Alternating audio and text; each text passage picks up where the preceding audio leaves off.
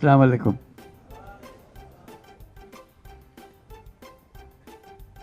তোমাদের দেখছি আর ভাবছি কি একটা স্বপ্ন আমাদের সবার সামনে, তোমাদের সামনে, জাতির সামনে তোমরা নিয়ে এসছো। প্রথম শুরুতেই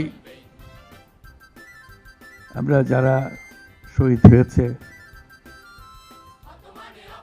তাদের কথা স্মরণ করি। যারা শহীদ হয়েছে তারা চলে গেছে, এবং তোমাদের দিকে তাকাচ্ছিলাম, ভাবছিলাম তোমরাও শহীদ হয়ে যেতে পারতে। এটা শুধু ভাগ্যের খেলা, তুমি এদিকে রয়ে গেছো, সেই দিকে চলে গেছো। আজকে তারা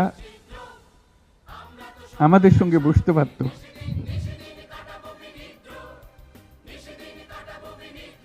কিন্তু সেই সুযোগ তাকে দেওয়া হয়নি, তাদেরকে দেওয়া হয়নি। আমরা এপারের আর ওপারের মানুষ হয়ে গেছে শুধু ঘটনা চক্রে। কোন নিশ্চিত বলার উপায় ছিল না তুমি এখানে থাকবে, সে চলে যাও।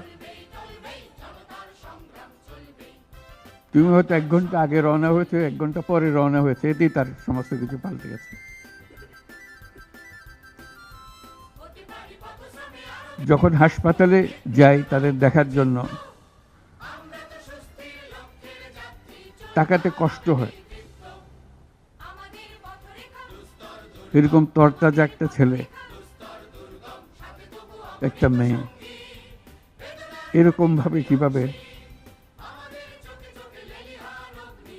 ছিন্ন বিচ্ছিন্ন হয়ে যায়। মাথার খোল চলে গেছে, এদিকে পা চলে গেছে। একদম তাজা তরুণ রংপুরে আমাকে বলল, ফুটফুটে একটা ছেলে, স্যার আমি সারা জীবন ক্রিকেট খেলতে চেয়েছিলাম, ক্রিকেটার হব। এখন দেখেন আমার পাটা কেটে ফেলেছে। ওই পা রাখার আর উপায় ছিল না।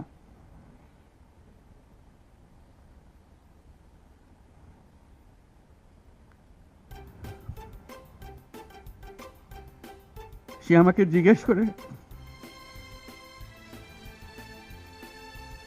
স্যার আমি ক্রিকেট খেলবো কি করে?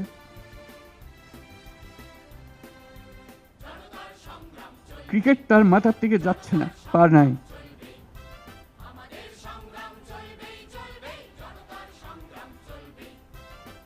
যতবার দেখি ততবার মনের সামনে প্রশ্ন জাগে। এটাই আমরা বাংলাদেশ বানিয়েছিলাম, যেহেতুগুলো তাজা প্রাণ তাদেরকে ছেড়ে চলে যেতে হয়েছে।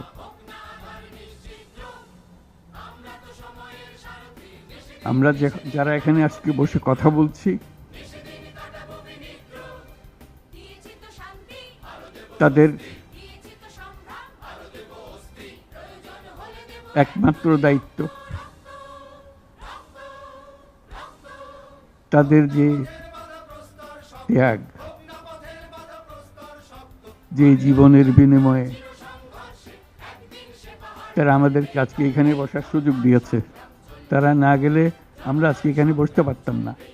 সবাই আমরা যারা সরকারের মধ্যে বসছি, তোমরা যারা আজকে শান্ত মনে এখানে কথা শুনতে এসছো, কেউ এই ভূমিকে আসতে পারতাম না।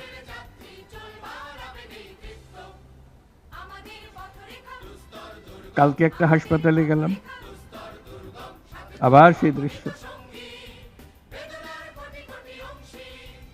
কচি কচি প্রাণ, মাথার খুলি উড়ে গেছে, মাথার অর্ধেক নাই, গুলি মাথার ভেতরে রয়ে গেছে।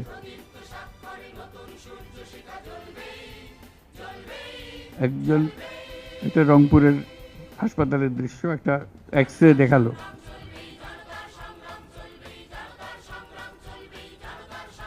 মানে দাগ, অসংখ্য ছোট ছোট ছোট ফুটে করা ছবি। আমি বুঝতে পারতেছিলাম এটা কি দেখাচ্ছে আমাকে। আমি জিজ্ঞেস করলাম এটা কি? যেগুলো গুলি তার শরীরে এখনো রয়ে গেছে, সে বেঁচে আছে, রাবার ব্লাড।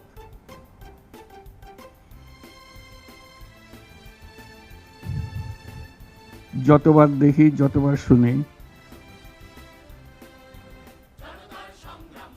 আবার নতুন করে প্রতিজ্ঞা করতে হয় যে স্বপ্নের জন্য যারা প্রাণ দিয়েছে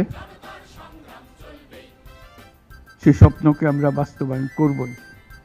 এটার থেকে আমাদের বেরিয়ে যাবার কোনো উপায় নেই।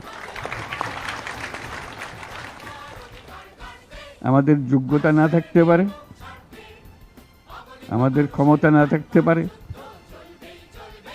কিন্তু আমাদের প্রতিজ্ঞা রইল আমরা এটা করব।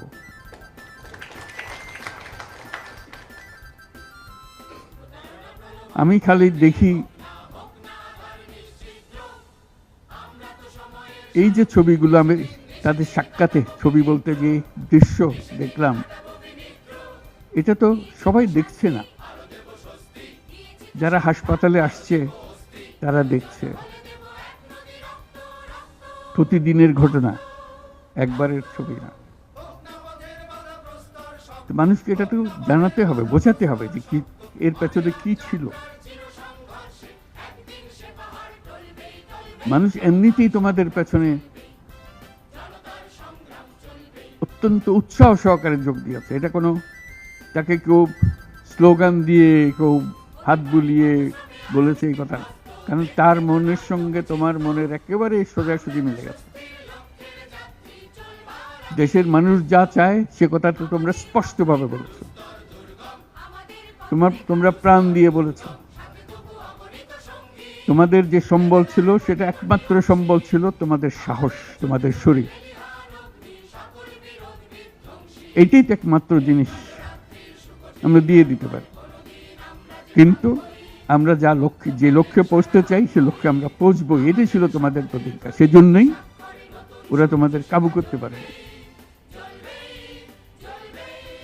এই সাহস যেন তোমাদের স্থায়ী থাকে, এটা কোনো কালে কোনো কারণে যেন এটা থেকে কমতি না হয়। এর আগামীতে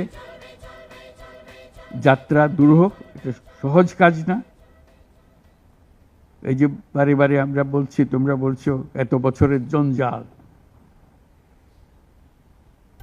যে আমাদের পায়ে এত বছরের শৃঙ্খলা পুড়িয়ে দেওয়া হয়েছে, শৃঙ্খল পুড়িয়ে দেওয়া হয়েছে। সেই মাথার ভেতরে যে শৃঙ্খল বেঁধে দিয়েছে, কাজের মধ্যে যে শৃঙ্খল বেঁধে দিয়েছে, সেগুলো সব কটা থেকে আমাদের মুক্ত হতে হবে। তাহলে আমরা একটা নতুন জাতি হিসেবে জন্ম লাভ করব। তোমরা এই সাহস দেখাবার আগে আমরা একটা দুঃস্বপ্নের মধ্যে ছিলাম, যেটার কোনো সমাপ্তি নেই। এই দুঃস্বপ্ন কঠোরতর হয়েছে। আমরা একে একে সব হারিয়ে ফেলেছি, দেখতেছি সব যাচ্ছে, কিন্তু টু করে শব্দ করার সাহস আমাদের হচ্ছিল না। সবাই মেনে নিচ্ছিল যে যেভাবে হোক কোন রকমের সামাল দিয়ে চলা, যতটুকু না হলে নয় সেটুকু করে দেওয়া, তবু জীবনটা কাটিয়ে দেওয়া। এটাকে উল্টে দেওয়ার কথা কেউ চিন্তা করেনি। এটাই ছিল আমাদের দুঃস্বপ্ন। আমাদের হাত পা ছিল অবশ।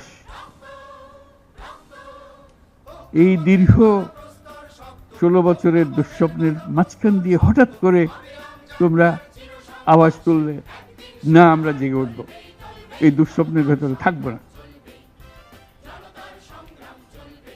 যে সাহস তোমরা দেখালে, যে ত্যাগ তোমরা করলে, হঠাৎ জাতি দুঃস্বপ্ন থেকে জেগে গেল, দেখে দেখি আরে সব তো আমাদের হাতের বাইরে চলে গিয়েছিল, আমাদের চিন্তার বাইরে চলে গিয়েছিল, এখন আমরা আবার সোজা হয়ে দাঁড়াবো। এই দুঃস্বপ্ন ভেঙে দেওয়ার যে সাহস তোমরা দেখিয়েছো, তার জন্য সারা জাতি তোমাদের কাছে কৃতজ্ঞ। আমাদের চেষ্টা হলো সে জেগে ওঠা জাতিকে নতুন স্বপ্নের দিকে নিয়ে যাওয়া।